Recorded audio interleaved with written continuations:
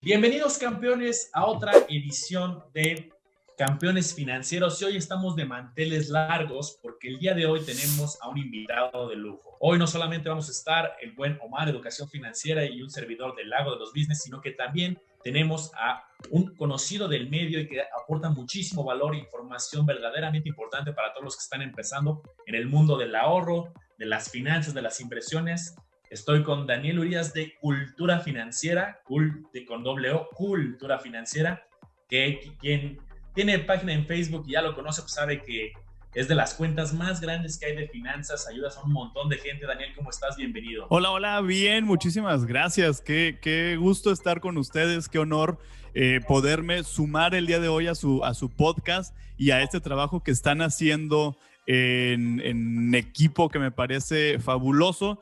Porque digo, ya lo hemos platicado y lo padre de esto también, para poder llegar a más personas y que esta información pues llegue de forma útil a quien verdaderamente lo necesita, tenemos que unirnos los que nos dedicamos a hablar de esto. Aquí sí definitivamente que la unión hace la fuerza y feliz de estar compartiendo este super podcast con ustedes dos el día de hoy. Daniel, pues bienvenido y campeones también bienvenidos a este episodio. Va a ser una joya este episodio, realmente. Yo personalmente Daniel lo sigo desde hace mucho tiempo. Su página es de las más grandes en Facebook. ¿Tiene ya cuántos seguidores? Tienes miles y miles, cientos de miles de seguidores. Una página muy, muy buena. Creo que fuiste de los primeros en comenzar, ¿no? Daniel, ¿cuánto verás en esto? Ya más de 3 años, si no mal recuerdo. Sí, cuando llegué todavía todo era terreno baldío. No, digo, ya había mucha gente que se dedicaba a esto. Quizás sí, de manera más consistente, de los primeros en hablar con memes del tema de finanzas personales, sí. Y sí, justamente es hace 3 años y medio por ahí más o menos. Y la verdad es que pues sí ha estado bien padre la experiencia de poder informar de una manera divertida y adaptándonos a todos los trenes del meme que puedan surgir, siempre y cuando pues sí quepa por ahí el chiste financiero y que detrás también pueda informar, que esa es la clave de esto, que te rías, reflexiones y eventualmente actúes. Bienvenidos a Campeones Financieros. Campeones Financieros. Donde Manolo y Omar hablaremos de finanzas. Perfecto, Daniel. Pues vamos a aprovechar la sesión de este podcast y que también estamos en vivo a través de TikTok ahorita con una sesión un poco híbrida porque estamos los tres conectados. Y pues Daniel, yo quiero empezar por consejos prácticos, sencillos. Ahora, bajo todo lo que estamos viviendo el año pasado y este año, si alguien se acerca contigo y te dice, Daniel, quiero empezar a poner orden en mis finanzas, no sé ni por dónde empezar, no sé si tengo que leer algo, si ver videos, ¿cuál es el paso uno que le darías a aquellas personas que quieren empezar a poner orden, pero no saben ni por dónde empezar, nunca han hecho presupuestos, nunca han hecho nada respecto a poner una estructura metodológica en sus finanzas? Lo primero y que muchas veces nos falla, digo, y en general a todos en algún punto, es que no nos conocemos bien financieramente hablando. Y ese es el primer gran paso que tenemos que dar. Es decir, hay que hacer una evaluación, yo les diría, de los siguientes puntos. Lo primero es, tengo un fondo de ahorro para emergencias exclusivamente y recordemos que ese dinero es un respaldo que me va a permitir enfrentar las eventualidades. Punto número 1, tengo un fondo de ahorro para emergencias. Punto número 2, tengo claras mis metas y objetivos en la vida, y esto está bien cañón preguntárnoslo, porque a veces le sacamos al tiro de enfrentarnos a nosotros. Neta, ¿para qué estás trabajando todos los días de tu vida? ¿Para qué te levantas? ¿Para qué generas? ¿Cuál es la finalidad de esto? ¿Para dónde vas? Más allá de vivir el día a día, de pagar comida, renta, servicios, ¿qué quiero lograr? Es decir, ya tengo fondo, punto número 1, metas claras y plazos bien definidos. ¿Qué cosas quiero lograr de aquí a 1, 2, 3, 4, 5, 10, 15, 20, 30 años? Incluida educación de tu hijo, viajar por el mundo, poner un negocio, comprar una casa, lo que se les ocurra. Aquí va a haber tantas metas como personas hay en el mundo, ¿no?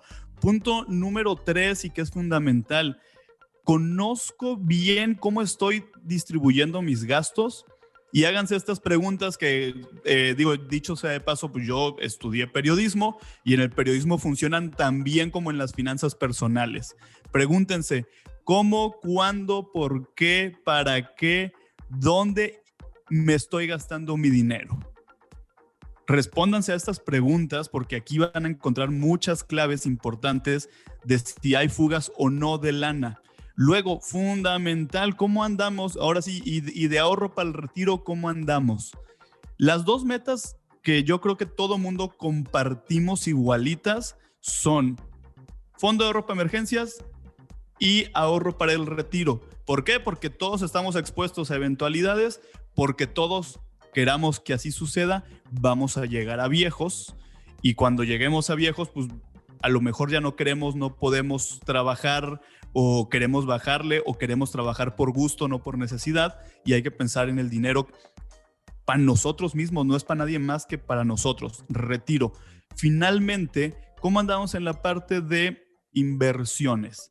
Ya sabemos, porque acuérdense, estas metas que yo ya voy a dibujar acá, las voy a lograr y las voy a resolver a través de una estrategia de ahorro con inversión. Entonces también eso sería importante, hacer este análisis. Yo creo que eso es el primer paso.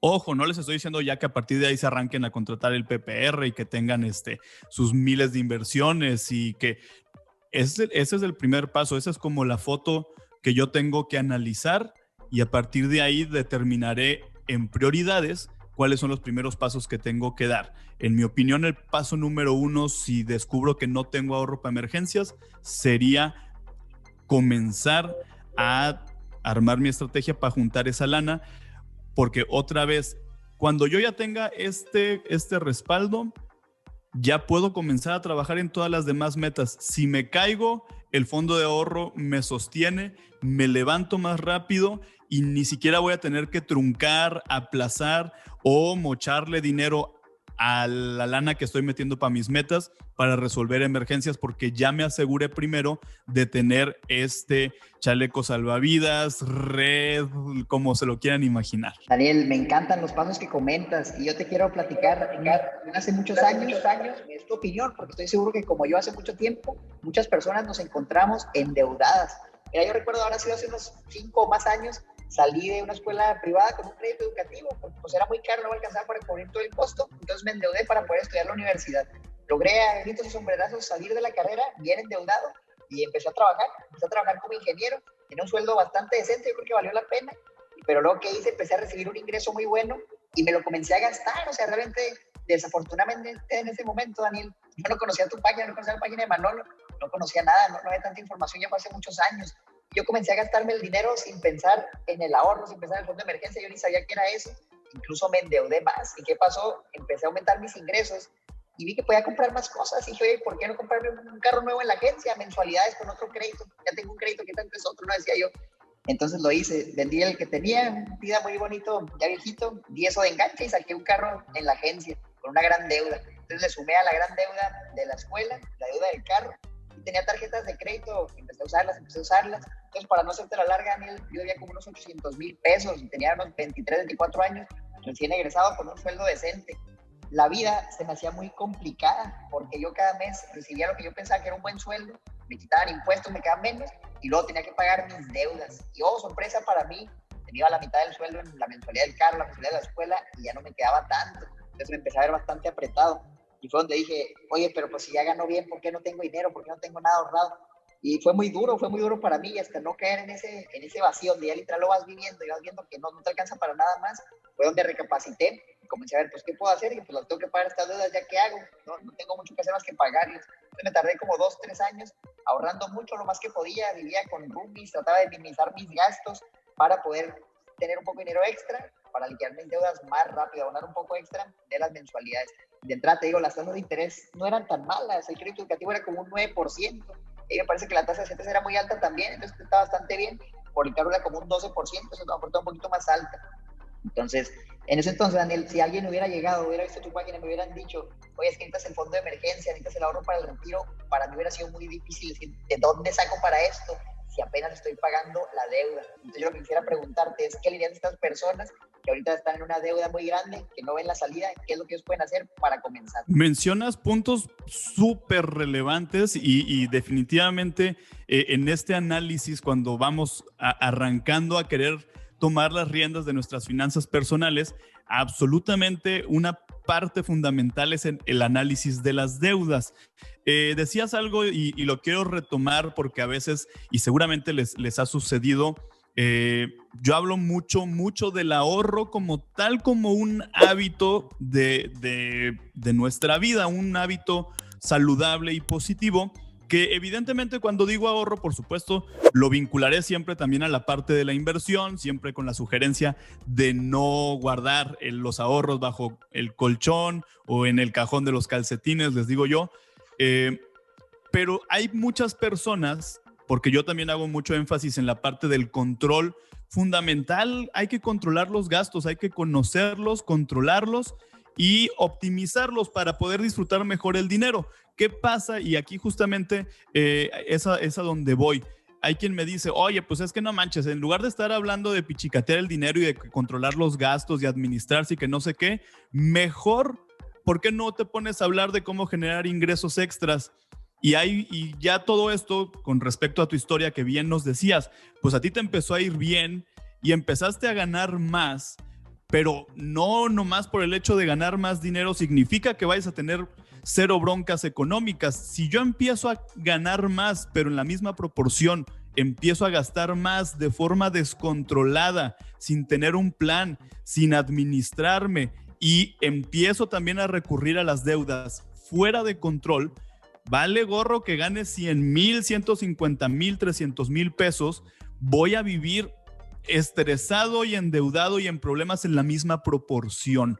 Y eso es por eso, esta es la razón por la que nos enfocamos tanto constantemente en hablar de la importancia de sabernos administrar, organizar gastos, conocer en qué se nos está yendo el dinero, definir un presupuesto, asignar montos para mis gastos, antojos, cosas fijas, variables, porque no va a haber, 1,000 millones de chambas que me aguanten un estilo de vida desordenado. Y ese es el punto, y después de todo este rollo, de qué les diría a quien está ahorita en una situación bien atorado de deudas. Lo primerito es que yo tengo que escribir todas y cada una de las deudas, hacer una lista, tipo de deudas y número total de deudas, pago mensual que estoy haciendo en la siguiente columna, cuánto me están pidiendo, el mínimo ahorita lo vamos a anotar, luego la tasa de interés que me están cobrando y finalmente el total de lo que debo.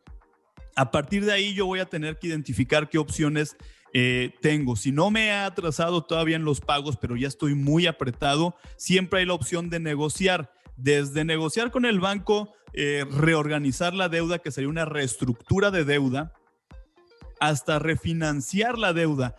Hay empresas en donde, por ejemplo, si yo debo 10,000 pesos a una tasa de interés del 90%, que sí las hay y más caras, yo puedo buscar otra empresa que me preste esos mismos 10,000 pesos a una tasa de interés del 30%, es decir, 60% menos de tasa de interés para que mi deuda crezca menos rápido. Ojo, aquí la disciplina es fundamental. Yo le pido a otra empresa para pagar esta deuda porque la tasa es menor y porque estoy seguro que no me voy a volver a endeudar. Eso es lo primero. Dibujo una tabla con todas las deudas, clarísimo cuántas son, cuánto debo, qué opciones de negociación tengo dependiendo del tipo de deuda. Y luego nos vamos a la parte que a nadie nos gusta.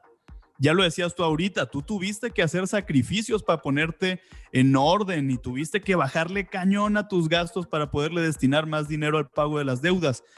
Aquí sí, cuando ya el problema es grave, muy serio y neta, que ya hasta el sueño se te quita y se te va el hambre y no puedes dormir porque, hay gente muy concha y puede vivir con cantidades impresionantes de deudas sin despeinarse, pero hay otras personas que emocionalmente, familiar, socialmente les genera mucho problema. Si ya estás en ese momento, recortar a cero los gastos innecesarios. Todo, neta, cancela Netflix, cancela Amazon, hasta las comidas en la calle. En este momento eres un monje tibetano que está viviendo únicamente con lo básico, indispensable, y todo lo va a trasladar a pagar las deudas para salir de ese bache tan grave que te está impidiendo vivir con tranquilidad. Y segundo, y en esta misma proporción, reduzco lo más que se pueda los gastos que no son básicos. Obvio, no te vas a quedar sin comer y no vas a dejar de pagar la luz y el agua. No, todo lo que puedas prescindir de eso en este momento, cero lo recortas. Es bien duro, bien difícil, pero la bronca también está bien grave. Y punto número 2, buscar fuentes adicionales de ingreso, encontrar la manera de estar haciendo algo más. Si tengo tiempo los fines de semana, si me queda tiempo en la tarde, aunque sean estas pequeñas cantidades, 100, 200, 300, 500, 1,000 pesos, que yo pueda encontrar la manera de generarlos para metérselos a las deudas, van a acelerar este proceso y van a salir más rápido. Y acuérdense, están trabajando por recuperar su tranquilidad, tener estabilidad y a partir de ahí sí comenzar a construir todo el plan del que hablábamos hace rato. Buenísimo, Daniel. Sí, yo creo que es estar unos meses, ¿no? A lo mejor un año, unos 6 meses con un plan muy estricto para poder salir de eso y no estar 4 años, 5 años complicado, ¿no? Porque sí me ha tocado conocer personas que llevan 3 años, 4 años y es que no salgo, es que sí, ya recorté algunas cosas, pero cuando llegas a un punto tan extremo, pues sí tendrás que hacer ciertos recortes muy estratégicos y extremos y ni modo, 6 meses, 4 meses de la forma de calidad de vida muy apretada con mira en el futuro a salir adelante. Sí, y aquí es antes de que se vuelva crónica la enfermedad. Es decir, o sea, ya estoy viendo todos los síntomas de que esto se puede volver crónico, severo y que se puede extender a lo largo de muchísimos años. Y entonces es como si me dicen, oye, neta, si no dejas de comer de esa forma, vas a terminar con, o sea, tienes todo el marco para poder tener una enfermedad muy grave, crónica y que ya no vas a tener vuelta atrás o que te va a costar muchísimo más trabajo si ahorita neta no te pones las pilas. Lo mismo pasa en la parte de nuestras finanzas personales. Antes de que se vuelva crónico, antes de quedar marcados por 6, 10, 15 años con un historial crediticio negativo que me impida acceder a otros financiamientos que me ayuden a crecer, ya lo decía Omar, o sea, un crédito educativo, un crédito hipotecario para un negocio, antes de que la enfermedad se vuelva crónica, yo tengo que poner toda mi energía en revertir esa situación que ya se me está saliendo de las manos. Totalmente de acuerdo. Y aquí, Daniel, lo que te quería preguntar es ¿qué estrategia nos puedes compartir, pero un poco más preventiva? Es decir, pues el famoso, ya lo hablabas, todos necesitamos 2 tipos de estrategias sí o sí. La del fondo de emergencia y la de retiro. Que puede haber muchas metas en medio, sin lugar a duda, ¿no? Tenemos metas de hoy la casa, el negocio, en 5 años quiero viajar, etcétera. Pero ¿cómo tú, cuando alguien se acerque contigo y te pregunta el fondo de emergencia, cómo lo puedo administrar? Pues investiga eso y va a encontrar un montón de reglas en internet, ¿no? Que 3 meses de tu sueldo, 6 meses, fijos y variables. Hay muchísimas reglas y luego, ¿dónde lo guarda? ¿Lo guarda en una cuenta de banco? ¿Eso sí lo guarda en la alcancía? ¿Eso lo debe de invertir? ¿Tú qué metodología de todas las que has estudiado y analizado, que dominas muchísimas, cuál es la que crees que se puede adaptar más en términos generales para que la gente empiece por ahí? Perfecto, pues mira, lo primero que necesitamos tener en cuenta es el control de algunos factores. El primero es el control de las deudas, definitivamente, porque es bien fácil y de hecho hace poco lo publicaba a manera de meme, porque sí hay quien me dice, es que no manches, no sé en qué momento me terminé endeudando de esta manera, y les digo, o sea, pues una tarjeta de crédito voló sobre ti y hizo que te endeudaras con su rayo láser. O sea, eso no pasa. Pues, obviamente hay un proceso y hay un montón de veces que yo tuve que pasar la tarjeta, un montón de cosas que compré.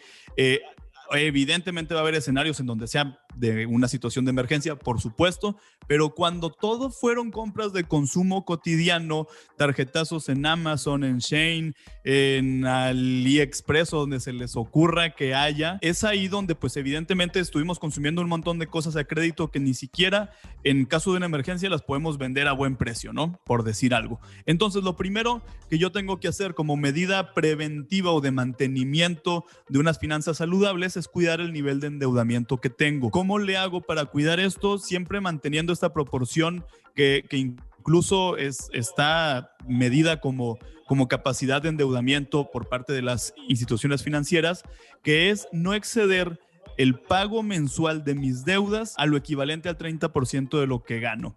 Explicado de otra forma, si yo gano 10,000 pesos al mes, no puedo darme el lujo de hacer pagos mensuales destinados a tarjetas de crédito, préstamos personales de nómina, etcétera, mayores a 3,000 pesos. ¿Por qué? Porque recordemos que además del pago de las deudas, pues va a haber otros gastos básicos que tengo que cubrir: renta, servicios, alimentación, transporte, medicinas en caso de que me enferme y muchas otras cosas. Si yo tengo un montón de deudas de consumo de artículos que decíamos ropa, gadgets, etcétera, pues entonces me voy a empezar a meter en problemas. Yo solo comienzo a reducir este dinero que gano, y ahorita ya lo platicabas, Omar, pues no me va a ser suficiente. Dices, no manches, y nos pasa muchísimo. Oye, pues es que yo tengo, o sea, no gano mal, pero no me rinde para nada el dinero. Entonces, esa es la primera parte. ¿Cómo andamos en la parte de deudas? Asegurarnos de que no estamos gastando más dinero del que ganamos. Y luego hay que decir, ay, ¿cómo crees que eso va a pasar? Pero claro que sí sucede. Hay muchos casos de personas que ganan, vamos a suponer, 15,000 pesos, y cuando se ponen a hacer sus cuentas, resulta que gastan 20,000. Esos 5 extras son deudas que están fuera de control. Entonces, cuido mi nivel de endeudamiento, hago un análisis y una revisión, yo les sugeriría semanal, y quienes ganan por quincena la pueden hacer quincenal. El día que les toca que llegue su pago, antes de empezar a gastar, yo tengo que empezar a distribuir cómo voy a utilizar ese dinero. Y la clave, y este es un aprendizaje de incluso una frase de un súper inversionista millonario y conocidísimo y respetable señor que se llama Warren Buffett, que siempre nos dice: no ahorres lo que te sobra después de gastar. Gasta lo que te sobra después de ahorrar. Una medida preventiva, entonces, de garantizar el ahorro ante toda situación es que cuando el día que me pagan, lo primero en lo que yo voy a gastar es en mí mismo, apartando una cantidad que se va a ir al ahorro. Ese ahorro va a tener el nombre de fondo de emergencia, de enganche para la casa, de educación para los niños, pero siempre también hay que adecuarnos y hacernos al hábito de ahorrar como primer rubro en nuestros gastos y presupuesto. Véanlo si quieren como un gasto, pero acostúmbrense a que sea lo primero que se cubra al momento de que les llega su dinero de su pago, derivado de cualquier actividad que realicen, quincenal, como emprendedores. Y también hagan la siguiente analogía: quienes han vivido con algún préstamo que se los descuenten vía nómina directamente, si se pudieron adecuar a vivir con esos descuentos del préstamo, que además era el préstamo más los intereses, y el tiempo que haya durado 2 años, año y medio, 3 o más, y aprendieron a vivir sin ese dinero, ¿por qué no pueden aprender a vivir descontándose una cantidad para el ahorro? Y la diferencia aquí es que en el préstamo me lo descontaban y ya no volvía ese dinero, y aparte yo estaba pagando intereses. Cuando yo automatice el ahorro, me lo van a descontar, pero se está acumulando para un objetivo de vida relevante para mí, y adicionalmente, en lugar de que yo esté pagando intereses, esos intereses a mí me los van a pagar. Entonces, digo, nunca en la proporción de los intereses que te cobra una deuda, ¿verdad?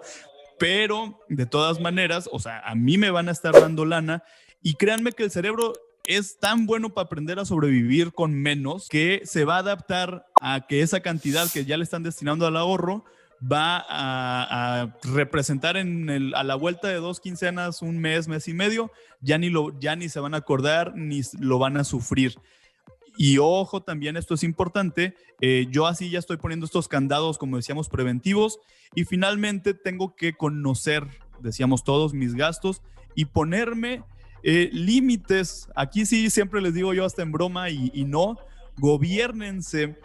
O sea, si me doy cuenta que en un mes me ando gastando, y neta que sí pasa, 40% de mi sueldo en puros antojos, salidas, cervecitas, restaurantes, taquitos, esquites y demás, no manches, pues está bien canijo. Imagínate 40% de eso más 30% de deudas, ya nada más me queda el 30% para vivir y cubrir gastos fijos. Entonces, decir cuánto me quiero y me puedo gastar al mes en mis antojos. Nunca renuncien a ellos, jamás será recomendable, pero hay que ponernos un límite. Tienes tanta razón en todo lo que dices, Daniel, y realmente yo eso lo viví en carne y hueso. Como tú bien comentabas, tenía una deuda grande y eventualmente la pagué, y yo me había acostumbrado a vivir con menos porque tenía que pagar la deuda, no tenía opción. Cuando esa deuda se fue, ¿qué pasó ahora? Tenía un sobrante, y ahora, ¿qué voy a hacer con este dinero que no necesito porque ya aprendí a vivir sin esa parte?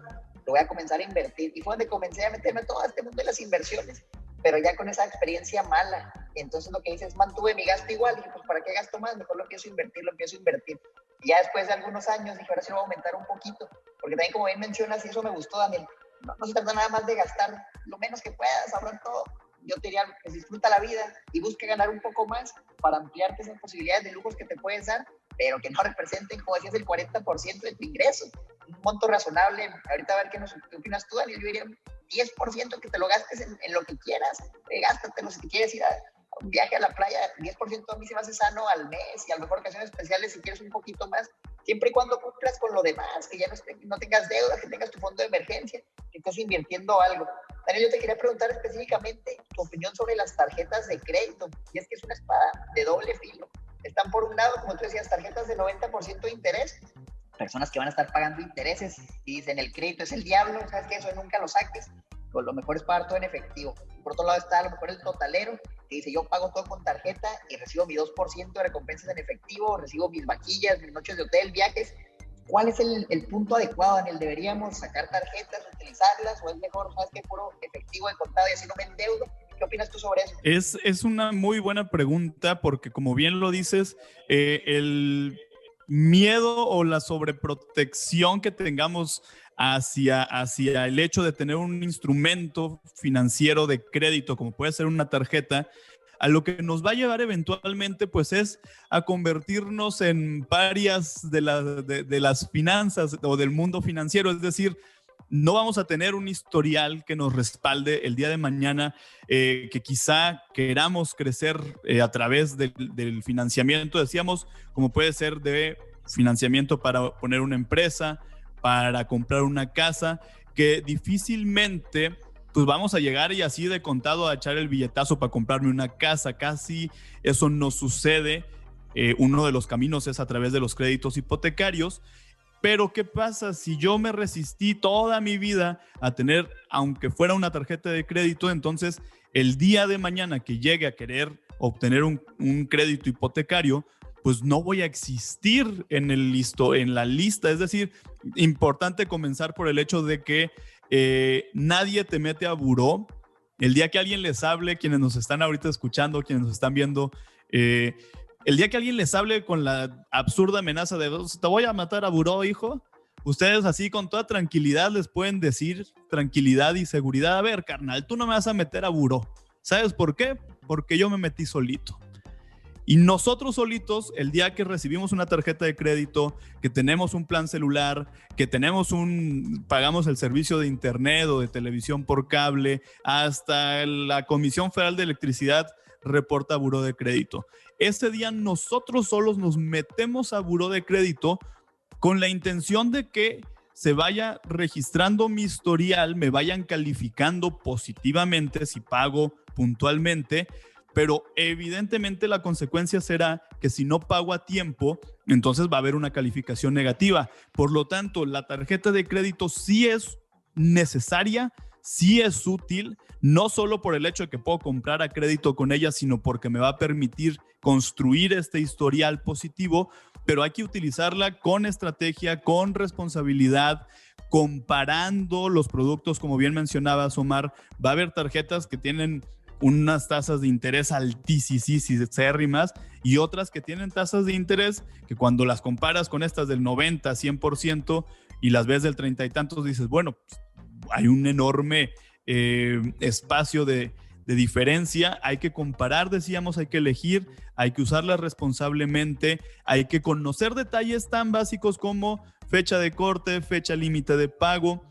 Ya bien, también tú lo decías ahorita, Omar, hay que, si me es posible, pagar el 100% de todos mis consumos cada mes. Está maravilloso porque entonces ni siquiera voy a pagar intereses Y por el otro lado voy a poder aprovechar los beneficios que te dan algunas tarjetas de crédito, que prácticamente ninguna tarjeta de débito te lo va a dar, como pueden ser devolución de un porcentaje de dinero casi que en efectivo de tus compras, puntos, millas, acceso a preventas, 1000 cosas.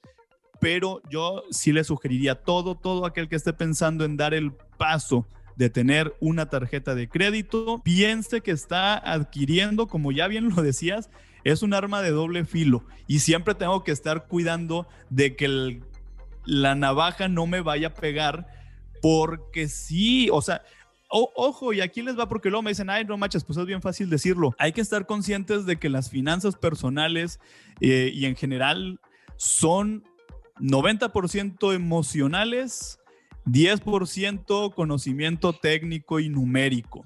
Así de cañón está. Yo puedo saber que me voy a pegar un balazo en la pata por andar usando la tarjeta de estajo, y un sábado en la noche por apantallar ahí a la banda y lo que sea, dices, no manches, órale, yo pago, y la tarjeta responde.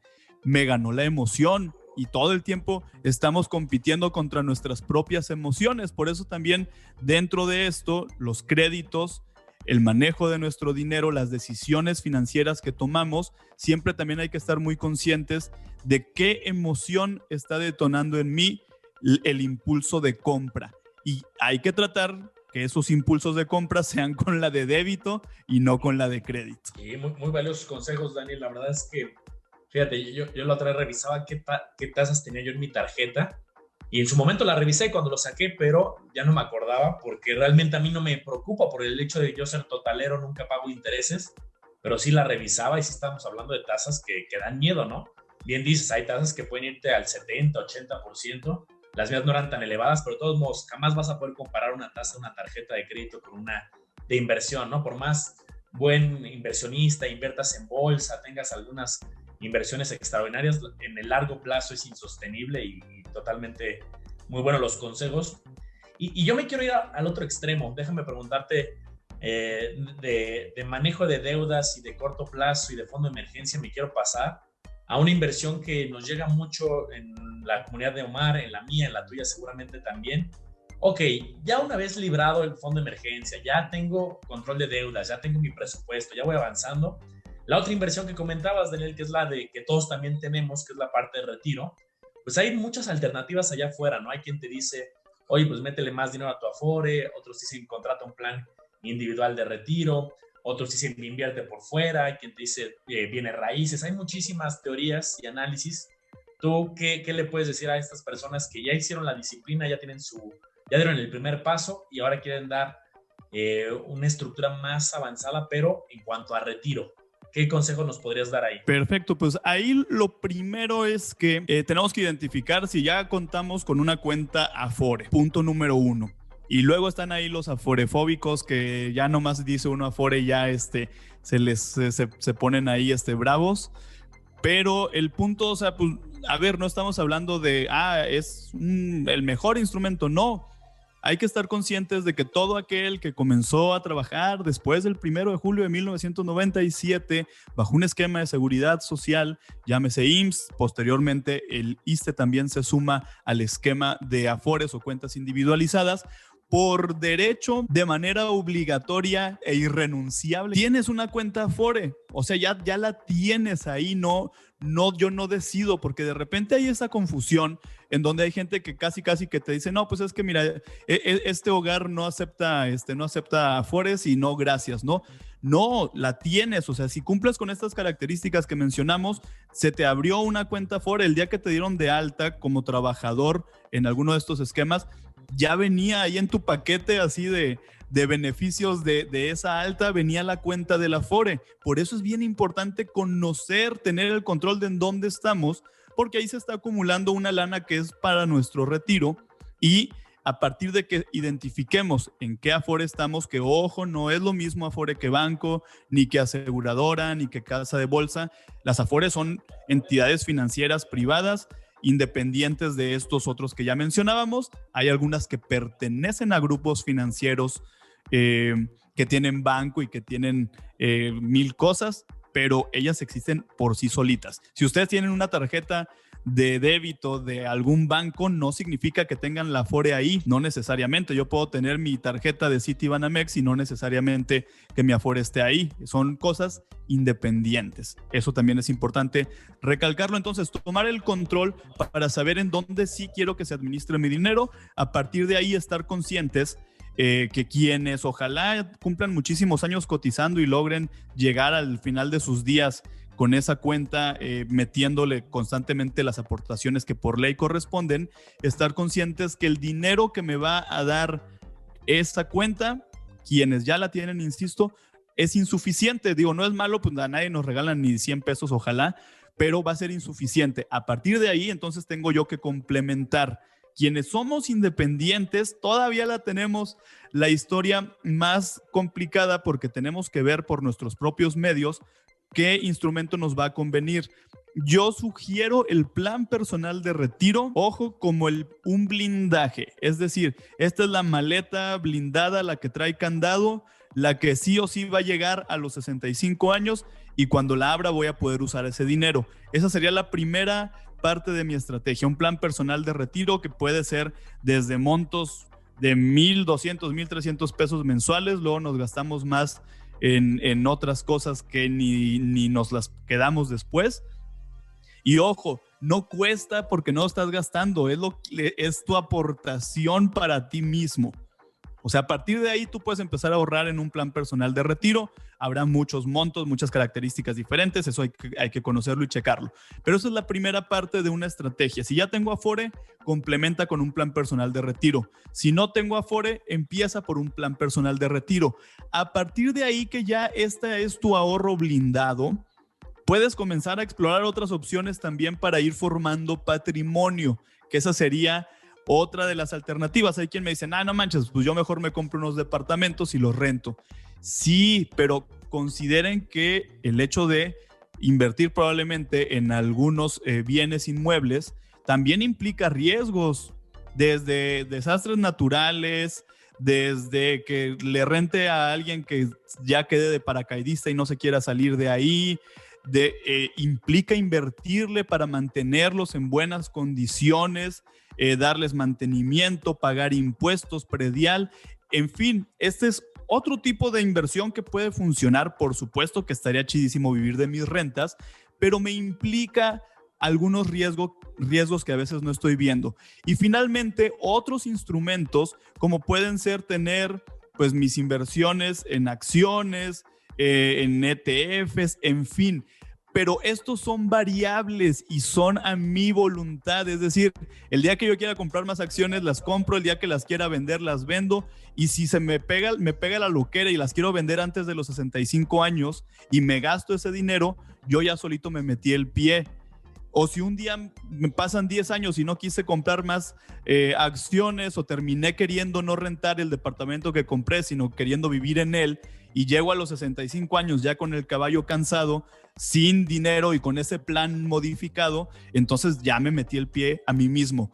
En cambio, el plan personal de retiro lo que hace es que te amarra las manitas, te obliga a tener disciplina, y si quieres aprovechar los beneficios fiscales que además ofrece, que son de las pocas rosas del jardín del SAT que podemos cortar, pues entonces si quiero aprovechar eso, tengo que sacar la lana hasta los 65 años. De otro modo me van a trasquilar con los impuestos de los cuales me estuvieron salvando durante muchos años. Así que eso es lo que yo sugeriría, o sea, empezar a asegurar en un cajón esta parte de esta lana sí o sí va a llegar, porque va a llegar, me da orden, me da disciplina, me genera constancia, y a partir de ahí buscar qué otras fuentes. Decíamos que si un bien inmueble, que si acciones, que un negocio propio, pero de verdad, acuérdense, por energía, por ganas, por salud y tantas cosas que van a ocurrir en ese futuro, que es nuestro futuro, no es nuestro yo del futuro, somos nosotros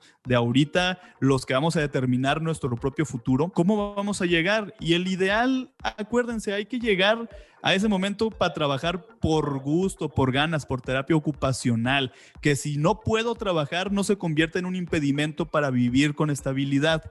Esa es la clave. Daniel, tengo dos preguntas para ti. La primera sería, ¿cuánto debemos ahorrar para el retiro? ¿5%, 10%, 20%? ¿Será un monto fijo, 1,000 pesos, 10,000 pesos? ¿Cuál es un monto razonable para una persona que nos escucha, quiere sumarse a este mundo de su sueldo, de su ingreso mensual? ¿Cuánto debería destinar ahí? Esa es la primera. Y la segunda va a ser un poco más compleja. He escuchado el plan, me parece excelente, me encanta. Imagínate que voy a comenzar y tuve un accidente, mi plan financiero se derrumbó porque me tuvieron que operar, no tenía seguro y me llegó una cuenta de millones de pesos. Se fue mi fondo de emergencia, se fue todo y otra vez estoy endeudado. Entonces quisiera hablar del tema de los seguros. ¿Cómo me puedo proteger para que ahora sí sea a prueba de todo, no a prueba de balas, que no vaya a pasar un evento desafortunado que no tenía contemplado y se lleve a la ruina mi plan financiero? Perfecto, pues mira, lo primero, respondiendo a la primera pregunta, lo que tenemos que considerar, ojo, no se vayan a casar con la idea de un porcentaje único y exclusivo quienes nos están escuchando ahorita, porque a veces cuando nos quedamos con esas concepciones de, es que pues dijeron que el 15%, pero pues no manches, ahorita tengo un montón de deudas y de compromisos y no me alcanza. Empiecen con lo que puedan, esa es la primera recomendación que yo les diría, es decir, ahorita vamos a dar porcentajes, pero si en este momento la vida no les da para ese porcentaje, empiecen con lo que sí puedan, pero comiencen, esa es la primera parte. Luego, ya irán viendo en el camino cómo solitos van a encontrar las puertas para que esos porcentajes crezcan. Y idealmente, quien anda entre los 20 y antes de los 30 años, pues yo diría que con entre un 5-8% que destinen de sus ingresos al ahorro para el retiro, ya la hicieron para llegar con estabilidad a los 65 años.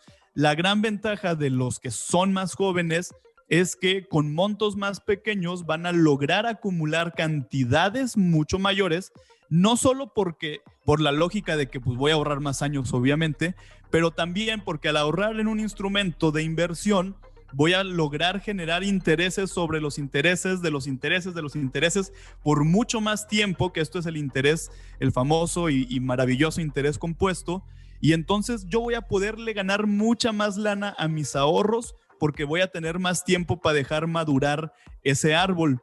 No es lo mismo sembrar ahorita un árbol que a lo mejor faltándome 5 años, vamos a suponer, ya para despedirme de este mundo, pues a lo mejor le voy a alcanzar a cortar 2-3 mandarinas, que si tengo 20 años para que ese árbol de mandarinas se ponga bien perro y de un montón de mandarinas, voy a poderle cortar más.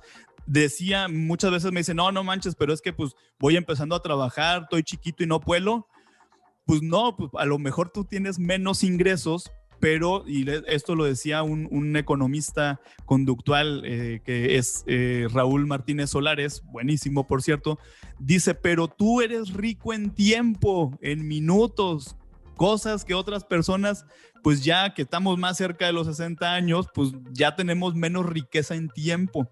Entonces, ahí va, de esa década. Luego de los 30 a los 40 años, pues yo ya les diría meterle un poquito más el acelerador. A partir de un 10% pudiera ser ya un porcentaje que consideremos.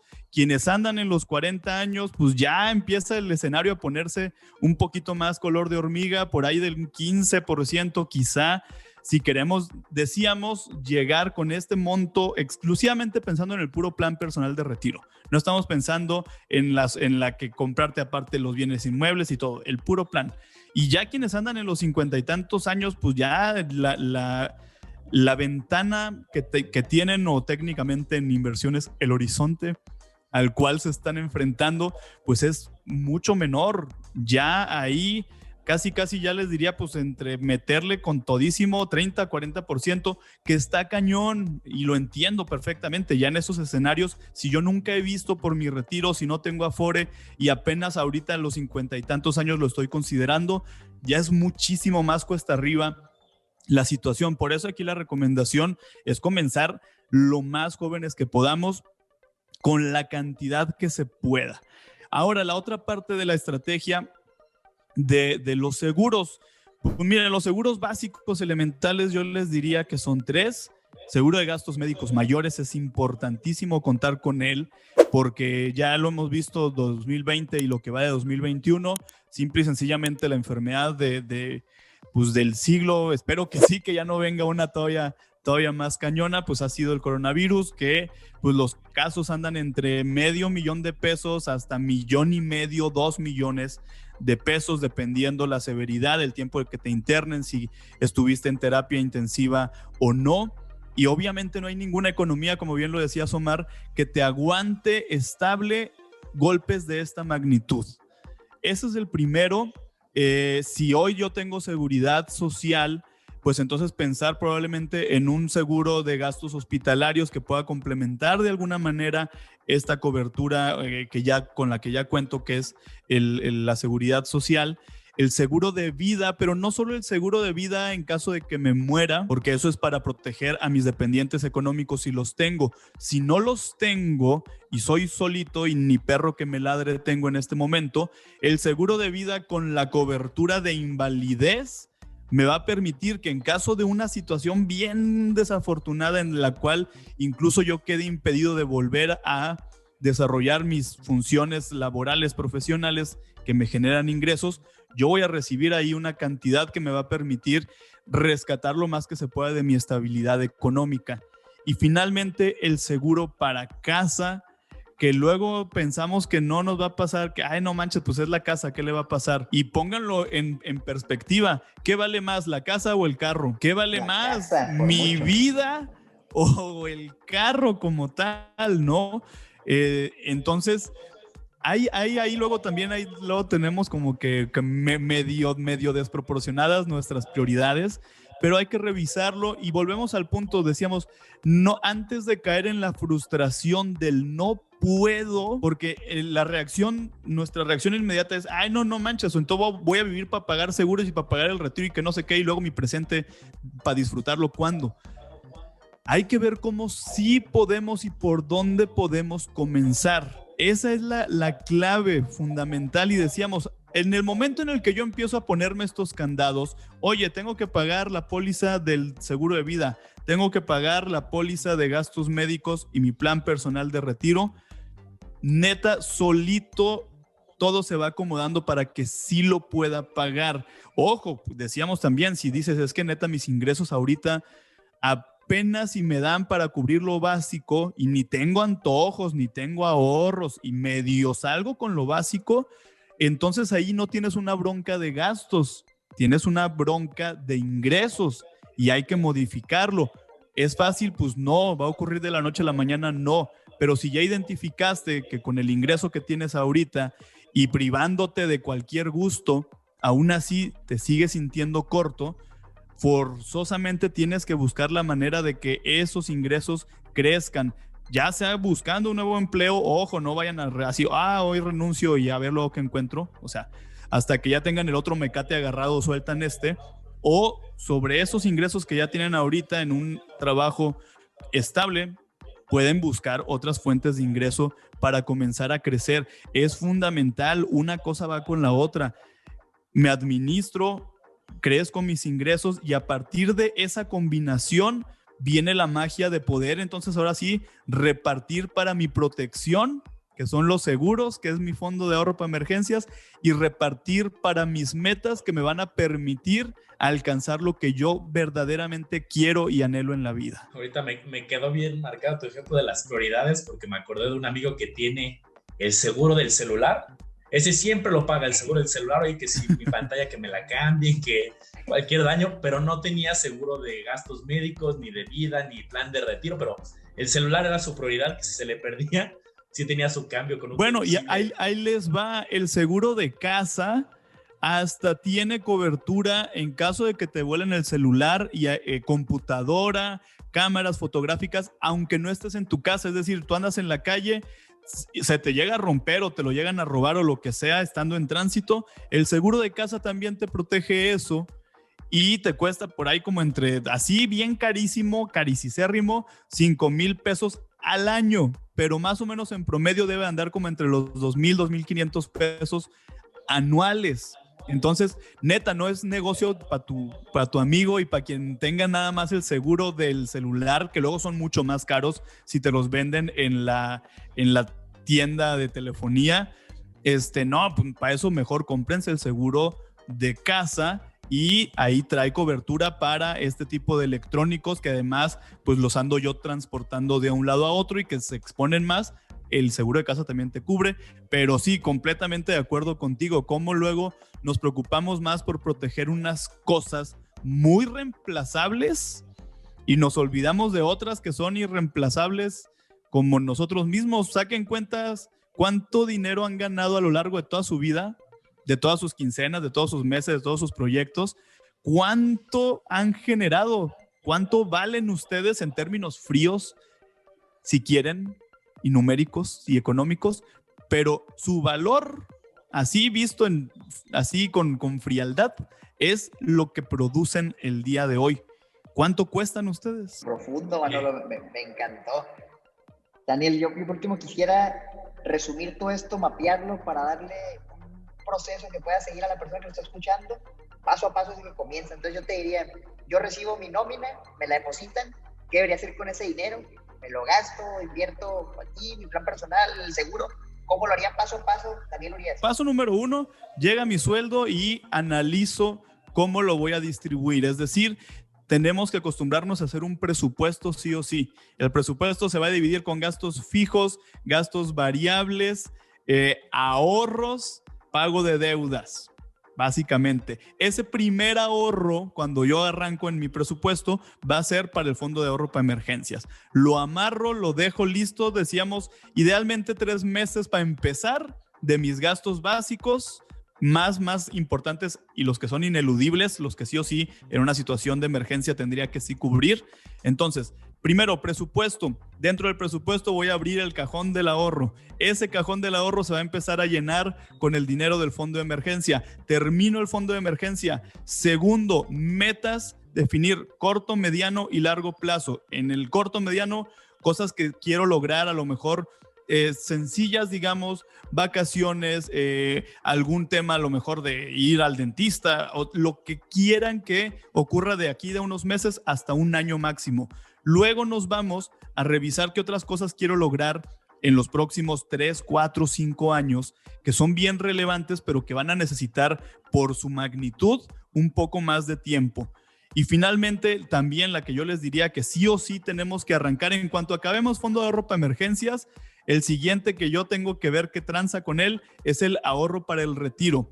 Ya sea, decíamos, desde conocer qué onda con lo que tengo ahí en la Afore, desde pensar en un plan personal de retiro, desde considerar abrir un fondo de inversión a 10, 15, 5 años, lo que sea, pero empezar a ver el tema del retiro y en paralelo pensar en mi protección. Si tengo seguros en el trabajo, conozcan cómo funcionan, vean si ustedes le pueden aportar una lanita extra a esos seguros para poder hacerlos más fuertes. Eventualmente, si se separan de esa compañía, que se puedan llevar su póliza.